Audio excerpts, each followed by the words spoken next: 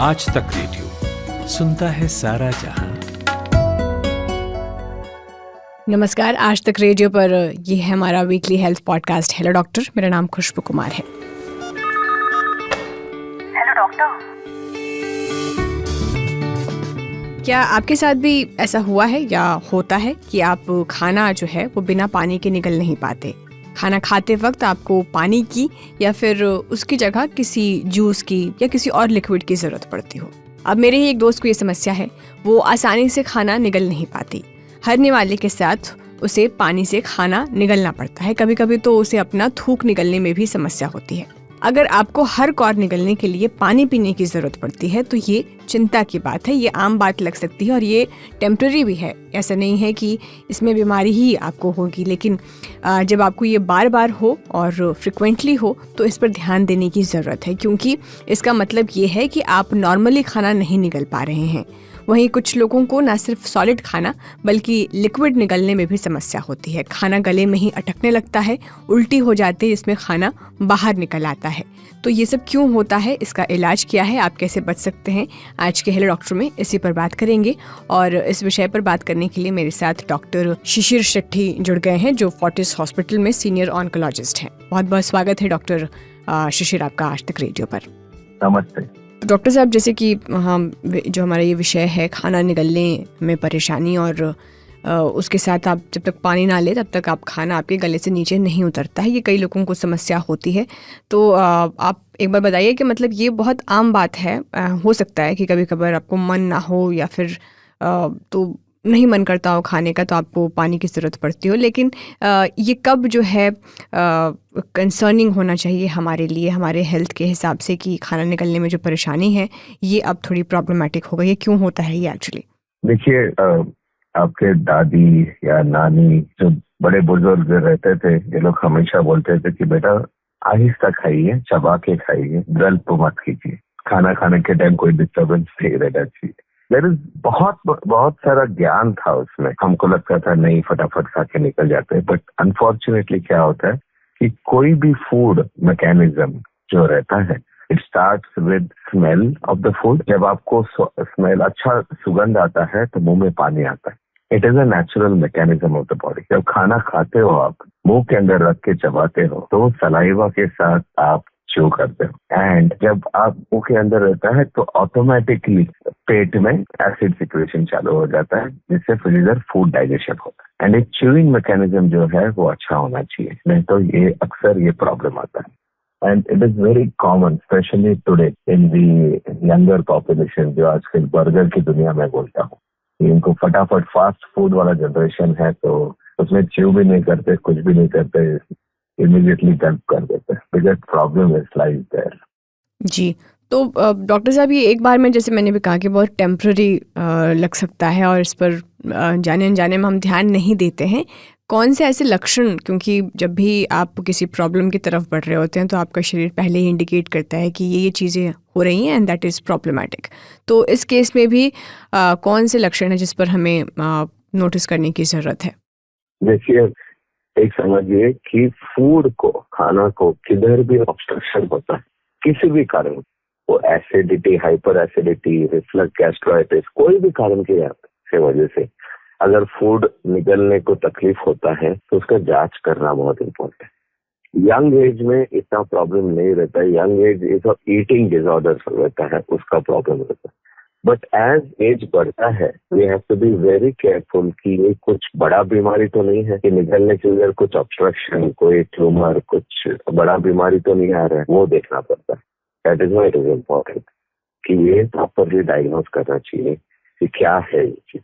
And खाना खाने के बाद जो नॉर्मल रहता है कि नॉर्मली अपने को खाने के साथ पानी पीने की जरूरत नहीं पड़ना चाहिए, बिकॉज नॉर्मल माउथ में जो सलाइवा रहता है, अगर आप मिक्स करके अच्छे से खाते हो तो ये इसका जरूरत नहीं पड़ता है।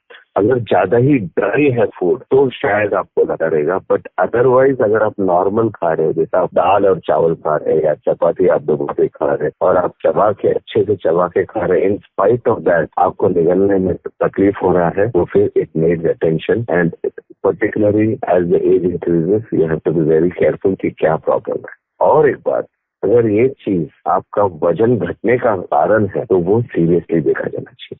और सबसे ज़्यादा कौन सा एज ग्रुप डॉक्टर साहब इससे ज़्यादा अफेक्टेड रहता है? अभी तो जैसे मैंने अभी जिक्र भी किया, मेरी एक दोस्त को ये प्रॉब्लम है, खाना जब वो खाए तो पेप्सी, पानी, मतलब कोई भी लिक्विड चीज़ उसके पास में होना चाहिए, वरना उसे खाने में दिक्कत होती है। तो मतलब क्या ये सभी को प्रॉब्लम हो सकती है, या फिर सबसे ज़्यादा रिस्क पर कौन से लोग रहते हैं? हम लोग जो खाना खाने का दिक्कत हो रहा है या निगलने का दिक्कत हो रहा है, ये दो अलग अलग एज ग्रुप में अलग अलग चीजें रहती है। यंगर एज ग्रुप मतलब 30-35 के नीचे वाले एज ग्रुप में अगर होता है तो it is very frankly bad eating habit. हाँ, it is just bad eating habit. अगर वो प्रॉपर अपना डाइट पे ध्यान दे तो ये प्रॉब्लम निकल जाएगा। खाना खाने के टाइम पानी पीने का जरूरत ही नहीं पड़ना चाहिए आपको, क्योंकि नॉर्मली हमारे बॉडी में सब मैकेनिज्म है। ऐसा कोई कारण है जिसकी वजह से ये मैकेनिज्म डिस्टर्ब हुआ है, वन, या आप च्यू बराबर नहीं कर रहे हैं अपने खाने में, या बहुत ही ड्राई है, या जल्दी गल्प कर रहे हैं, ये सभी कारण रहते हैं। एंड लोगों को क्या होता है कि टाइम खाना कैसे खाना उस पर ध्यान नहीं रहता है, एंड दैट इज वाई वो लोग पानी पी के ऐसा अंदर डाल देते हैं, तो इट इज अ शॉर्टर, क्या बोलते हैं, शॉर्टकट यूज करते हैं, बट इट्स नॉट राइट। जी। और ये जो गले में खाना नहीं उतरने की बात है बिना पानी के, इसके बारे में मैं पढ़ रही थी कि ये बुज़ुर्गों में सबसे ज़्यादा होता है, और ये आगे चलकर कैंसर भी बन सकता है। तो ये मतलब कितना सच है आपके हिसाब से? हाँ जी, इनफैक्ट 40-45 के ऊपर अगर आपको निकलने का तकलीफ हो रहा है तो आप इमीडिएटली चेकअप कराना चाहिए, बिकॉज सिंपल अल्सर से भी हो सकता है, बट कभी कभी कैंसर की वजह से भी हो सकता है। तो एक एंडोस्कोपी कराना इम्पोर्टेंट है। एंड ऐसा नहीं है कि हर बार कैंसर निकलेगा, कभी कभी रिफ्लक्स इसोफेजाइटिस यानी पेट का गैस्ट्रिक एसिड का जो पदार्थ है वो गले में आ रहा है, इसकी वजह से भी खाने में निकलने में प्रॉब्लम होता है। But cancer elderly age group में फर्स्ट प्रायोरिटी में आता है, इसलिए हम लोग ज्यादा केयरफुल रहते हैं। ये डिटेल को हमें ज्यादा इन्वेस्टिगेट करते हैं। और आपके पास जब इस तरह के पेशेंट आते हैं, जब उनको सीवियर होता होगा तभी वो आते होंगे, तो क्या डायग्नोसिस प्रोसेस होता है, क्या इलाज होता है इसका जो आप पहले कंसिडर करते हैं? देखो, निगलने का जो कैंसर है तो इसोफेगस बोलते हैं। इसोफेगस को 3 भाग में डिवाइड करते हैं, अपर थर्ड, मिडल थर्ड और लोअर थर्ड। जो अपर थर्ड रहता है वो एरिया में यूजुअली पहले ऑपरेशन नहीं करते। पहले अगर कैंसर का डायग्नोसिस हुआ तो radiation is the first treatment, radiation and chemotherapy देना पड़ता है। मिडल थर्ड में बहुत बार हम लोग पहले कीमोथेरेपी देके फिर सर्जरी करते हैं, और लोअर थर्ड में प्रेफरेबली हम लोग सर्जरी करते हैं। So depending upon the area and the biology, which decide which treatment has to be given first. So radiation, surgery and chemotherapy ये 3 अंग है पूरे कैंसर ट्रीटमेंट का, तो हम लोग मिक्स करके देते हैं। जी। और कई बार खाना खाते वक्त होता है कि जो बर्पिंग होती है, जो जिसे ढकार कहते हैं, उसमें तीखापन होता है। अक्सर लोग इससे कंफ्यूज हो जाते हैं और कई तरह के नुस्खे आजमाते हैं, जिसमें ज़्यादातर तो मैंने देखा है कि वो एसिडिटी जो पाउडर आता है उसे ज़्यादा प्रेफर करते हैं। कितना सही है इसे प्रेफर करना? देखिए, डकार मतलब क्या होता है? बेसिकली गैस जो पेट में है वो बाहर आ रहा है, इसको बर्पिंग करके बोलते हैं, correct? Now burping is not a good thing. इसका मतलब कहीं ना कहीं आपका फूड में प्रॉब्लम है। अगर आप घड़ी घड़ी बर्प कर रहे हो तो बहुत बार ऐसा होता है कि यू आर लैक्टोज इंटॉलरेंट या वीट आपको जमता नहीं है। बहुत जन को होता है आफ्टर द एज ऑफ 40-45। तो वो करना चाहिए डायग्नोस कि क्यों हो रहा है इनको। अगर गैस आ रहा है तो पेट का एसिड भी ऊपर आ सकता है, तभी ही उनके मुंह में या गले में उनको ऐसा लगता है एसिडिटी, मतलब एकदम अजीब सा बाइल फीलिंग आता है। तो which is one of the most common things to happen. खाली गैस आए तो भी ठीक है, लेकिन गैस के साथ थोड़ा खाना भी ऊपर आता है तो actually that acid can burn the oesophagus, इसके लिए वो फीलिंग आता है। और आजकल के जो बच्चे हैं डॉक्टर साहब, जैसे आपने कहा जो बर्गर ज़्यादा प्रेफर करती है, उन बच्चों के लिए, स्कूल गोइंग स्टूडेंट्स के लिए एक एडवाइस मैं आपसे पूछना चाहूँगी, और ख़ासकर उन पेरेंट्स के लिए, क्योंकि अक्सर ऐसी दिक्कतें होती हैं बच्चों के साथ जब वो सुबह नाश्ता नहीं कर पाते, उन्हें सुबह का खाना खाने में भी दिक्कत होती है, निगलने में परेशानी होती है, तो उनके लिए आप किस तरह का एडवाइस देना चाहेंगे? देखिए, getting up early, having a little food, थोड़ा सा नाश्ता करके अगर आप जाते हो, उसके बाद उनको ब्रेक दिया जाता है where they can have proper breakfast. But आजकल का प्रॉब्लम है ओवर फीडिंग। आप अगर देखो तो बच्चे लोग को ज्यादा खिलाया जाता है एंड बहुत सारा जंक खिलाया जाता है। तो जितना होता है उतना टिफिन में या ब्रेकफास्ट में या लंच में जितना नेचुरल फूड हो जो घर पे बना के खिला सकते हैं, तलने वाला चीज अगर आप अवॉइड कर सकते हो और उनका बॉडी वेट अगर आप मेंटेन कर सकते हो, तो उससे बड़ा क्या बोलते हैं, you would be taking care of your kid like that. Sometimes over feeding is a problem. तो अरे बच्चे ने ब्रेकफास्ट नहीं किया, बच्चे ने ये नहीं किया, बच्चे ने वो नहीं किया, बच्चे ने ये नहीं खाया, बच्चे का वजन कम हो गया, उस टेंशन में लोग रहते हैं। तो बिलीव मी, अर्ली मॉर्निंग मतलब 6 बजे तो आजकल के बच्चे कोई जाते नहीं है, बट अगर जाते हैं तो थोड़ा सा दे दीजिए। ऐसा नहीं है कि सुबह 6 बजे तो उनको भूख नहीं लगेगी, लेकिन उसके बाद एक ब्रेक देते हैं स्कूल में, तभी आप ब्रेकफास्ट का बंदोबस्त कर दीजिएगा। But don't give lot of food and avoid, जितना जंक अवॉइड कर सकते हो, ब्रेड, पास्ता, चिप्स, ये सब अवॉइड करो। जो घर पे बना सकते हो, अगर उपमा बना सकते हो या भाजी बना सकते हो, रोटी दे सकते हो, तो वो एक हेल्दी डाइट का आप बचपन से अगर उनमें आप इनकलकेट करोगे तो they will grow to become very healthy boys and girls. और डॉक्टर शिशिर, एक सवाल मेरा आपसे यहाँ पर ये, चूँकि आपने बार बार जंक फूड का जिक्र किया, तो एक जो लोगों की अप्रोच होती है इसे लेकर कि जंक फूड तो नहीं खाना चाहिए, लेकिन वही चीज़ जो है वो पतले जो बच्चे हैं उनके केस में ये जो अप्रोच है वो बदल जाता है। कैसे?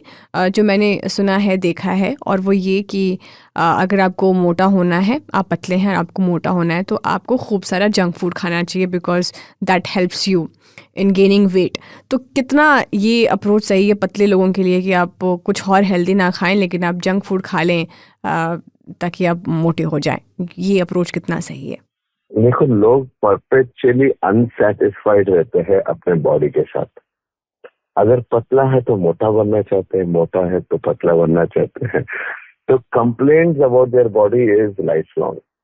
बट अगर आप पतले हो तो you should be thankful. Okay, आपको जंक फूड खाने का कोई जरूरत नहीं मोटा होने की। दुनिया ने, भगवान ने जब सब लोग को बनाया तभी ये सब प्यारे हैं, सब अच्छे दिखते हैं। ये हमारी सोसाइटी ने एक बॉडी शेमिंग क्रिएट किया है कि ये आइडियल बॉडी है, ये आइडियल बॉडी है। नहीं, ideal body is a body जो श्रम करता है, एक्सरसाइज करता है और नॉन जंक फूड खा के अपने स्वास्थ्य के लिए खाना खाता है। लोग अगर जीने के लिए खाएंगे या खाने के लिए जिएंगे, वो डिसाइड करना पड़ेगा। आपको खाना है जीने के लिए। ओवर इंडल्जेंस जो करते हैं उससे ये सब प्रॉब्लम्स होते हैं। Thank you so much doctor. तो ये था हमारा आज का हेलो डॉक्टर पॉडकास्ट, जिसमें हमने आपको बताया कि खाना खाने में अगर आपको निगलने में परेशानी हो रही है तो आप क्या क्या चीज़ें कर सकते हैं। तो डॉक्टर शिशिर ने जो भी सुझाव दिए हैं, अगर आप इससे जूझ रहे हैं या आपके अपने इससे जूझ रहे हैं तो आप उन्हें ज़रूर ये बता सकते हैं। बाकी डॉक्टर से कंसल्ट कर ही जो दवाइयाँ हैं और जो इलाज है वो आप करवाएं। आपसे अब अगले हफ्ते होगी मुलाकात, तब तक के लिए नमस्कार।